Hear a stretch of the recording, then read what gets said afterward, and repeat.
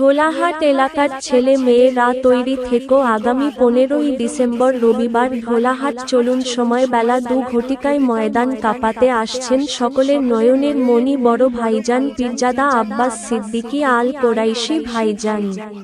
প্রচারে Bhaijan TV, YouTube channel, কর্ণধর মোহাম্মদ ওমর ফারুক সর্দার, গ্রাম বের জামালপুর। যদি বা বাংলা থেকে যদি 2-5টা নওশাদ সিদ্দিকীর মতো যদি সেন্টারে পাঠানো যেত তাহলে বিল করার সাথে সাথে চেয়ার ছুঁড়ে মারতো।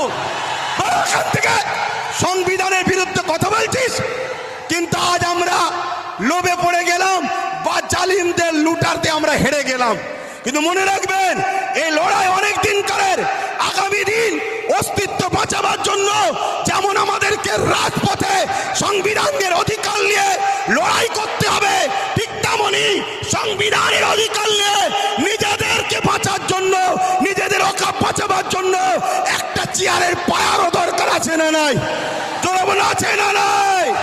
মনে রাখবেন তাই আমাদের ঘরে এখানেও দরকার, ওখানেও পাঠাতে হবে। যখনই সংবিধান বিরোধী কিছু কথা হবে তখনই তারা লড়বে। আজকে বলুন আব্বাস সিদ্দিকী ভুল করেছিল? ভুল করেছিল। এই গত দুদিন আগে পার্লামেন্টে আমার পশ্চিম বাংলার বিধানসভায় ওয়াকফ নিয়ে আলোচনা হচ্ছিল।